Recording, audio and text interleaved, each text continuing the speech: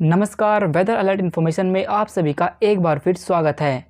इस वीडियो में हम जानेंगे कि बंगाल की खाड़ी में बनने वाला सिस्टम किन क्षेत्रों की तरफ मूवमेंट करेगा और जिसके चलते इन भागों में आपको मूसलाधार बारिश देखने को मिलेगी। बंगाल की खाड़ी में पहले जो सिस्टम बना था वो भी धीरे धीरे प्रभावी हो और निम्न दबाव के क्षेत्र के रूप में बना और उसने पश्चिम दिशा की तरफ यानी मध्य प्रदेश की तरफ आगे बढ़ा था।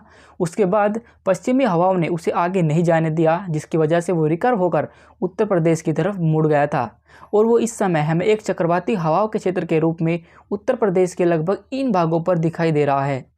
इस सिस्टम के चलते अभी भी उत्तर प्रदेश में कुछ स्थानों पर आपको हल्की बारिश या एक दो जगह तेज बारिश देखने को मिल सकती है। इसके बाद 12 सितंबर को एक नया सिस्टम बंगाल की खाड़ी के उत्तर पश्चिमी हिस्सों पर बनेगा, जो इस समय एक चक्रवाती हवाओं के क्षेत्र के रूप में हमें दिखाई दे रहा है। ये सिस्टम अगले 24 घंटे के दौरान प्रभावी होगा और एक निम्न दबाव के क्षेत्र के रूप में बदल जाएगा। इसी की वजह से देश के तमाम इलाकों में एक बार फिर से मौसम बदलेगा और कई राज्यों में आपको मूसलाधार बारिश देखने को मिलेगी। फिलहाल हम देखते हैं 13 तारीख को सिस्टम की स्थिति कैसी रहेगी। 13 तारीख को सिस्टम तटों के काफ़ी करीब आ जाएगा और इसकी वजह से झारखंड, उड़ीसा, पश्चिम बंगाल और छत्तीसगढ़ के दक्षिणी हिस्सों पर आपको तेज बारिश देखने को मिलेगी। इस सिस्टम का प्रभाव बिहार के हिस्सों पर भी आपको देखने को मिलेगा और इसके चलते बिहार के दक्षिणी हिस्सों में जो कि झारखंड से सटे हुए हैं उन भागों में आपको कई स्थानों पर हल्के से मध्यम बारिश देखने को मिलेगी। इस सिस्टम की वजह से दक्षिण पश्चिमी हवाएं जो अरब सागर से आती है वे भी काफ़ी ज़्यादा सक्रिय हुई है, जिसकी वजह से पश्चिमी तटों पर भी मौसम बदल जाएगा।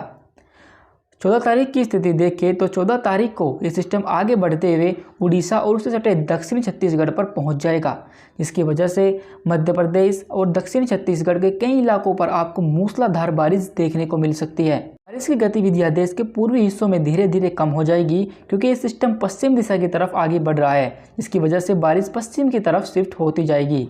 इसी सिस्टम के पश्चिम दिशा में जाने की वजह से महाराष्ट्र के हिस्सों में भी मौसम बदलेगा और यहाँ पर भी आपको बारिश देखने को मिलेगी। 15 तारीख की स्थिति देखें तो 15 तारीख को देश के तमाम इलाकों में आपको बारिश की गतिविधियां देखने को मिल सकती है, जिसमें उत्तर भारत में पंजाब, हरियाणा, दिल्ली और पश्चिम उत्तर प्रदेश में भी कई स्थानों पर तेज बारिश होगी, क्योंकि उन भागों में एक WD का भी इम्पैक्ट है जो कि मानसून ट्रफ के साथ इंट्रैक्शन करेगा और निम्न दबाव मध्य प्रदेश के ऊपर जा पहुंचेगा। इसकी वजह से मध्य प्रदेश के इलाकों में बारिश की गतिविधियां इसी तरीके से जारी रहेगी। 16 सितंबर की स्थिति देखें तो 16 सितंबर को सिस्टम आगे बढ़ते हुए मध्य महाराष्ट्र के आसपास जा पहुंचेगा। इसकी वजह से मध्य महाराष्ट्र, मुंबई, दक्षिणी मध्य प्रदेश और विदर्भ के कई इलाकों पर आपको मूसलाधार बारिश देखने को मिलेगी। इस बारिश की वजह से इन इलाकों में फ्लैश फ्लड जैसी स्थिति भी उत्पन्न हो सकती है। जैसे जैसे सिस्टम पश्चिम दिशा की तरफ आगे बढ़ेगा तो इसकी वजह से गुजरात के पूर्वी हिस्सों में भी मौसम बदल जाएगा और इन भागों में भी आपको पहले हल्की बारिश, उसके बाद धीरे धीरे बारिश की गतिविधियां इन भागों में भी बढ़ जाएगी। देश के पूर्वी हिस्सों में 16 तारीख को बारिश की गतिविधियां काफ़ी कम हो जाएगी। इसके बाद 17 तारीख की स्थिति देखें तो 17 तारीख को एक बार फिर देश के तमाम इलाकों में बारिश हमें बढ़ती हुई नजर आ रही है, क्योंकि ये सिस्टम मॉइस्चर को बंगाल की खाड़ी और अरब सागर से काफ़ी ज़्यादा मात्रा में अट्रैक्ट कर रहा है, जिसकी वजह से मध्य महाराष्ट्र और मुंबई से सटे जो इलाके हैं उन भागों में आपको तेज़ बारिश इसी तरीके से जारी रहेगी।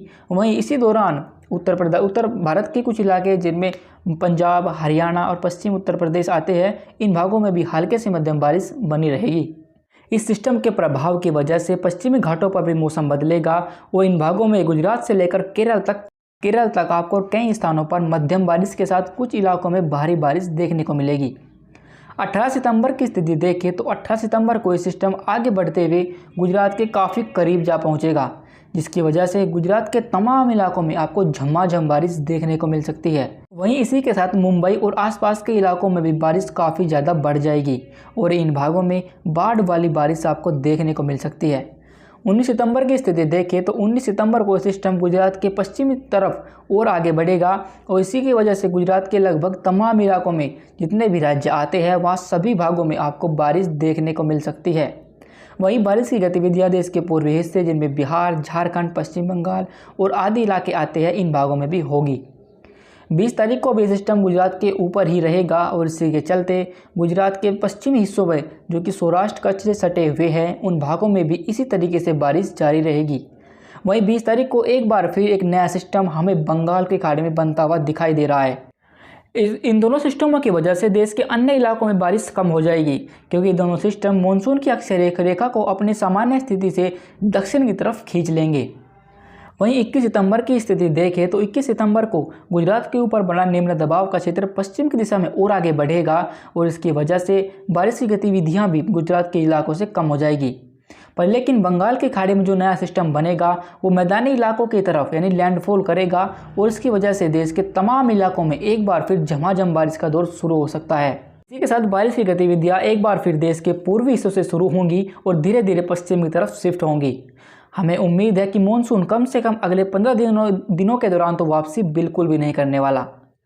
अमूमन मानसून पश्चिमी राजस्थान से 16 सितंबर के आसपास वापसी शुरू करता है, पर लेकिन फिलहाल इसकी ऐसी कोई भी संभावना हमें नहीं दिखाई दे रही। फिलहाल इस वेदर रिपोर्ट में अभी के लिए बस इतना ही। जल्द फिर करेंगे वापसी, तो बने रहिए चैनल के साथ।